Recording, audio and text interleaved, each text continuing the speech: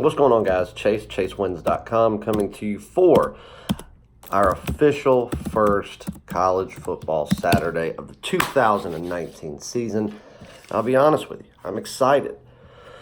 I am very, very excited. As much as, like I said, I hate when summer comes to a close, and I absolutely hate, the time changing and colder weather and the end of baseball season. I'm excited about college football, and I'm more so excited about what this year is going to bring in college football. I have been working literally all off season on college football, really digging into the conferences that I like to play, the teams that I think are going to bring the most value, and it's going to be the best season we've ever had. I've only had one losing college football season since I started doing this as a full-time job back in 2010. And I've only had one losing college football season. Usually NFL is a little bit stronger suit of mine than college, and of course my two top sports being MLB and college basketball. But being that we've had the amount of success that we've had, last year was a great college football season. A lot of you were on my season pass last year. As many of our huge top-rated plays that we had that won plays of the month, games of the year, and then just, week in and week out premium winners. It's hard to sit there and say you're going to go out there and do better the next year, but I truly, truly feel confident in that just based on the amount of work that I've put in during this baseball season. So this video is going to be packed with a lot of information. We're going to talk about some games. I'm even going to give you a couple of preseason win totals that were on the card that I sold, and these are now ones that you probably can't bet, but it's giving you an idea of where my head's at and what made me think of it, because the package is still on the website and none of the NFL has started. So you're still going to be able to, if you want to purchase it for $30, you can still get the 5 NFL preseason win total predictions, along one of those being a top play, and there's still a couple of these college ones that have not started yet. They start today, but if you buy it soon, you probably still be able to capitalize on a good many of them that don't play until this evening. So let's start that. Let's do a recap first of what we did yesterday, and we'll get started. So yesterday, free play, Utah State plus 4.5.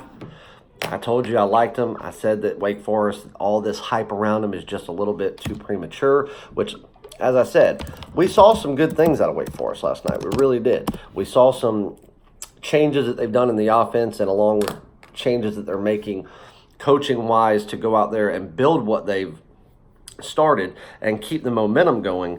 But for them to go out there and be favored like that against a very good defensive team, a great quarterback, it was just a little bit too premature. It is. And, that proved to be true last night.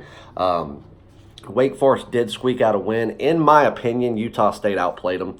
I really think Utah State should have won that game outright. There were a couple of questionable calls. Had those not happened, I don't know that Utah State would have won, but I do think it would have prevented one of their drives from ending.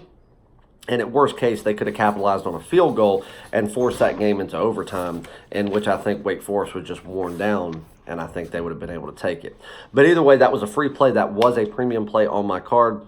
Utah State plus 4.5. That was a winner. We did take Army yesterday. That game really, really not just only confused me, but it surprised me. An Army team that has gone out there like last year, you think about teams like Army and Navy and Air Force and, teams like that are, an independent conference, and they're usually nothing to be overly excited about, And I was actually playing golf yesterday with a business partner of mine who is an Army veteran. He's very familiar with West Point Academy, and he was excited to do it. So while we were on the golf course yesterday, that game started, and we actually had it kind of playing in the golf cart. I had it up on my phone, and I was expecting Army to really be able to generate offense. They're a ground and pound type team. We know that. They always have been. They always will be. So I really did expect them to be able to, I'm not saying they were going to run the score up by any means. It's not like we played the over. But I didn't think in a million years that Army would have gone in being able to have the advantage that they have, knowing the type of team they were last year, returning all the people they've returned, and being able just to pick up right where they left off, maybe knock the rust off a little bit, they were going to be able to go out there and generate at least 30 points. That game right there was pathetic, to say the least, on both offenses. So that is the one NCAA play that we dropped yesterday.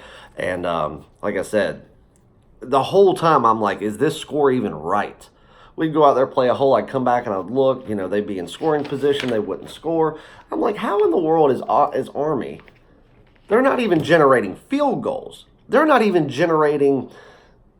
in position to generate points. So that one right there was one of the most surprising college football turnouts I've seen in a long time. So, but a loss is a loss. So we had it, we were on the wrong side of it. Then we had Oklahoma State minus 14. Now, any of you that have been with me for any extended period of time know that when a line lands on 3, 6, 7, 10, 14, 21, those type of numbers where a good majority of the games will be won by those margins, I will always buy down a half point. And I will also do the same thing if it lands on 3.5, 6.5, 7.5, 10.5, 14.5, 13.5, or 21.5. And I do that because, again, you want to give yourself the most opportunity to win. Now, if a game is sitting at minus 14, okay, I'm already confident that they're going to take the game by more than 14, and I'm willing to bet so. I'm willing to invest, I'm willing to wager, but we have the option to buy down. So when I break a game down, and when I decide that I'm going to play it, and I power rank it and come up with my numbers, and the line's minus 14, if I don't power rank it and see a win by at least 18 plus, I'm not even playing the game. So if I go out there, just like yesterday with Oklahoma State, I had it power ranked and I had them winning by 23 points. Okay, they're only laying 14. So obviously, it ranked out and did enough for me to say, okay, this is a premium play. I'm putting my normal $1,100 to win $1,000, and we'll release it to the customers, and it should be a nice, easy win. Now, in stating that, even though I broke it down and it came up to what it did, and I had no problems laying 14. Hell, I would have laid 15. But it lands on 14. How many games end by 7, 14, 21? Those are, you generate a touchdown and field goal at 7 points. They keep doing it. They don't miss field goals. There's a good chance for that. So I'll always buy it down to 13.5. That way, if it lands on 14, we don't have to have a push. We have a win. A push is better than a loss, but a win is what you're, ultimately after. So even though I thought that the 14 was going to be easy, I wanted to make sure that I gave myself the best chance of winning. So we bought it down to 13.5 for insurance. We laid 120 instead of 110, so I put up 12 to win $1,000, and it was a nice, easy win. They won 52-36, so a 2-1 day overall in college football, and then we get into the MLB. The only loss we took in the MLB yesterday was the Cleveland Indians. We got it fairly early on the money line, minus 145. Bieber and Pruitt go up. I really thought Pruitt wasn't going to play, and that would have saved us. But that was our only loss in Major League Baseball. We had the Boston Red Sox minus 125 on the money line. We did not mark any pitchers there. I wasn't sure what they were going to do. It was still not 100% solidified, but I liked Boston either way. It was a long, drawn-out, hard-fought game, but a win nonetheless. And then we had the San Francisco Giants on the money line. Baumgartner and Lamet, starters for that game, minus 130, a win there, an easy win there. 8-2, 8-3, blowout. And then we had a play in the St. Louis Cardinals game, marking starting pitchers, which ended up getting postponed. That game is starting, I think it's already started. I think it started about, what time is it? Oh, no, it's only 12. So it'll start in about an hour. So I'm not going to say what the play is. There's just a play in that game. Being that it's postponed, that bet carries over. All of my people are still playing that game. So we'll recap that tomorrow when there's actually an outcome. So a 2-1 day in Major League Baseball, a 2-1 day in NCAA football makes for a 4-2 day. We'll take it. Like I said, this first week is very, very difficult in college football, especially when you're talking about higher rated teams, top teams, kind of like your Oklahoma States, your Michigan States. It's like, I had so many questions about Michigan State yesterday. So many. And I said, lay off the game. And that gets me to my next point. They said, why Michigan State's? I've said, obviously, they're light years ahead of this team. Why is the line only that? And it's because it's the first week, guys. Teams are still trying to figure things out, no matter how good they are, how many people are coming back. It's still week one. There's a long way to go before you can go out there and really trust what's going on. And again, the odds makers are going out there and going off of last year's production to create those first week lines. So, 2-1 and 2-1. Now, let's get you on, and that brings me to another point. Michigan State was on that card that I released for preseason win totals. And again, I released this a couple weeks ago. We had Michigan State over 8.5 wins. And a little write-up that I had, this is just a paragraph of it. Michigan State is returning 17 starters for this season. That's good for 4th overall in the country as far as returning starters. Those players include the entire offensive line. Okay? Oh, excuse me. As well as the entire defensive line. Now, that defensive line was number 1 in the country last year against the rush. So that's a huge deal. All right? When you return that many starters to a high-powered team like MSU, you should have a cakewalk in the month of September, which is 4 easy wins, a couple of them probably gimme games, and you'll be able to there capitalize, and you'll be at 4 to 5 wins in the matter of, just a matter of that first month. And that's when it gets into where they really have a challenge. But they've also gelled and worked out things, and they've got rhythm, they've got consistency, and they'll be ready for those bigger games.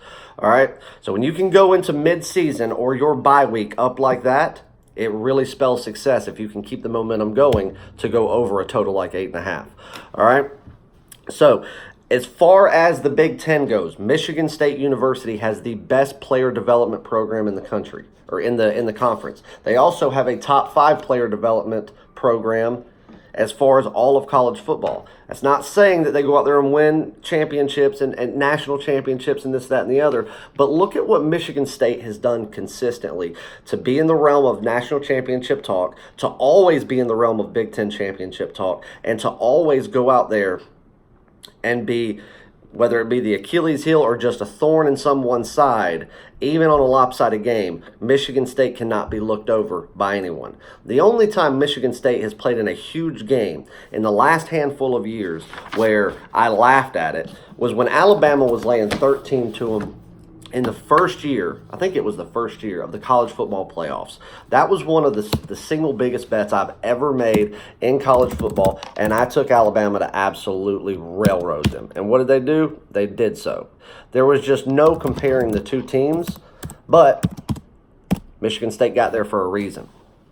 So being that they play in the Big Ten, being that you have changes coming with teams like Ohio State, you still have to, you still get to walk over teams like Rutgers and Michigan or Maryland, Minnesota. They could very well be a sleeper in the Big Ten this year, but they still don't have exactly what it takes for people to really worry about them. That's why they could be a sleeper. I think they'll bag a couple of wins that nobody saw coming, but they're not going to do anything long term this year.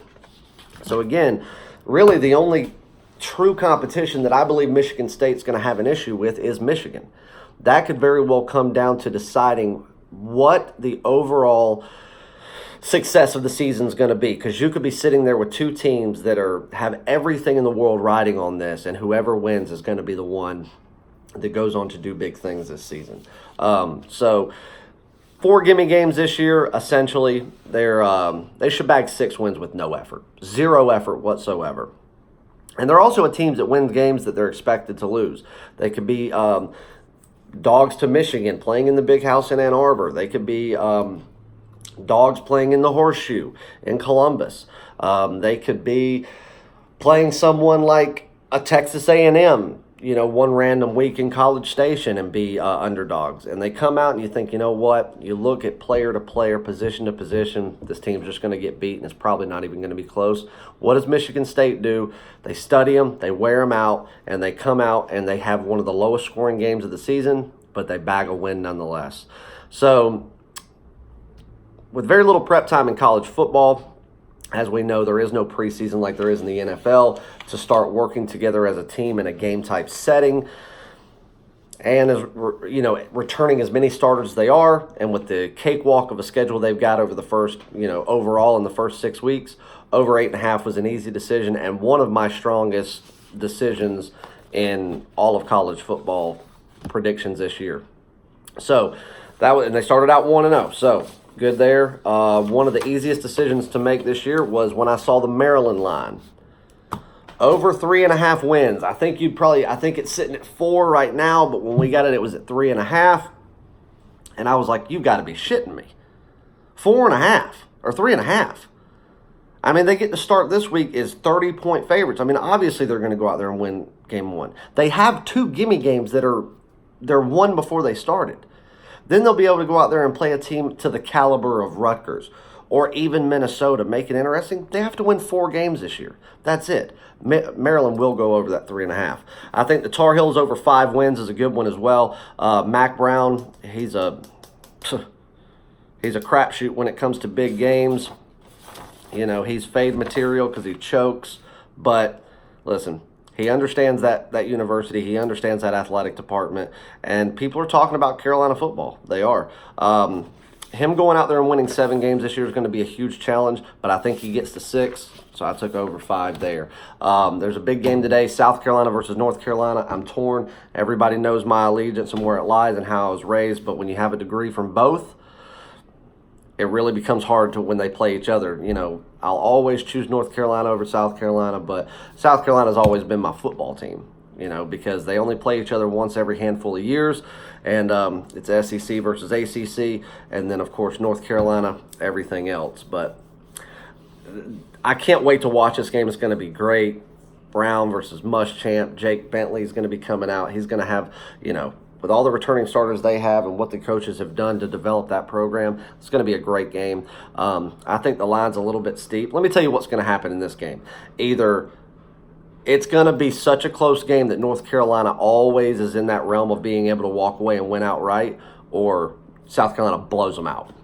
I don't think this is going to end up being a 10-point win or a 2-touchdown win. I think it's going to be less than 4 points, or it could be over 3 touchdowns. So I think that line is a guess by the odds makers. So, all right, enough talk about preseason win totals. Let's get you on some free plays and what I like today. Let's discuss a few things. Let's do college football first. I like Syracuse today, minus 19 over Liberty.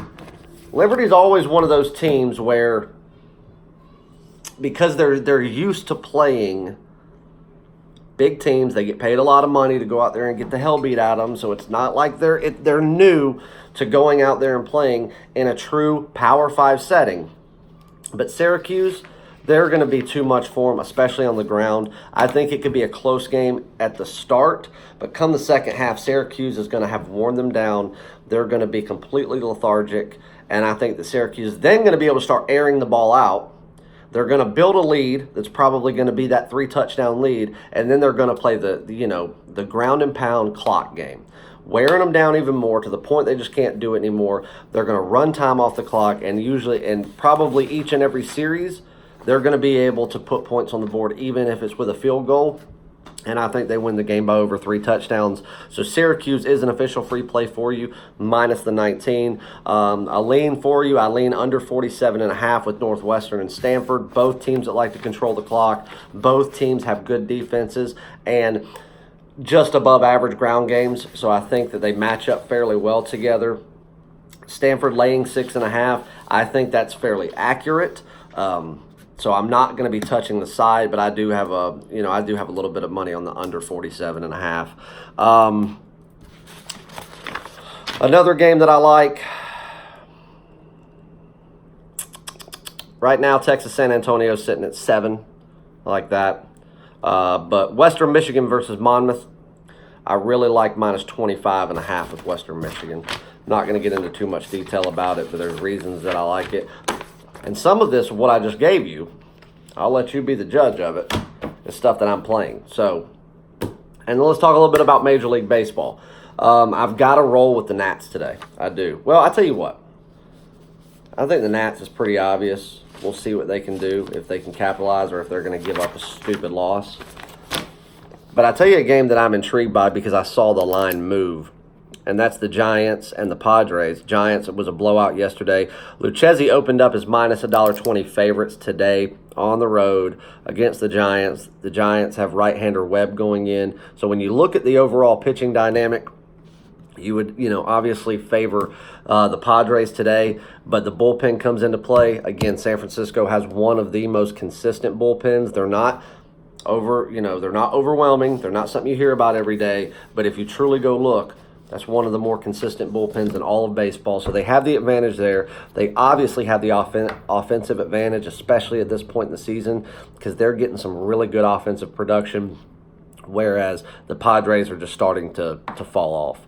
So really, in my opinion, it's going to come down to how far Lucchesi goes. If he gets rocked early, which we hope he does, even if it's just a couple of dingers out to left center, which is where he gives them up at, that'll mean that he probably won't go more than 5. Bullpens take over. Giants have the overall advantage from that point going forward. Lucchesi is going to have to go out there and pitch his best game of the month. If he does, they can obviously beat the Giants and not have to worry about too much, and they'd be able to beat them pretty handily. But it's going to have to come down to him pitching absolute lights out and Webb getting rocked early. Which the thing is, with the way the Padres are playing offensively, I'm not worried about them rocking anybody at this point. But I'm also not worried about the Giants rocking Lucchesi. That's why I said, really, they have to keep it right there in line. Keep it close. Don't let anybody walk away with it. And when those bullpens take over, and that's when you're going to see more offensive production out of the Giants. You're going to see better pitching production out of the Giants, and that's where they could walk away with the game late by a run or two. So they're minus $1.05 right now. That is your official free play of Major League Baseball. So San Francisco Giants minus $1.05, and then your official free play. Like I said, we talked about a few, in football. I think the official free play that I'm going to go with is going to be the 6 o'clock game, laying 19 with Syracuse. I told you why I liked it. So, 2 official free plays. We are rocking with Syracuse in college football minus 19 and the San Francisco Giants minus $1.05 in Major League Baseball. Guys, I love you. I hope you have a great Saturday and a great kickoff to the first true Saturday of college football. Let's go out there, roll it in. Let's have a long, great weekend. I'll see you back tomorrow. NASCAR is tomorrow night, so stay tuned for that. All the people that bought the week, you'll be getting it. For all the people that didn't and you're interested, go on the website and get it. It's $40. You will not be disappointed. Love you guys. I'll see you back tomorrow. Let's go cash more tickets.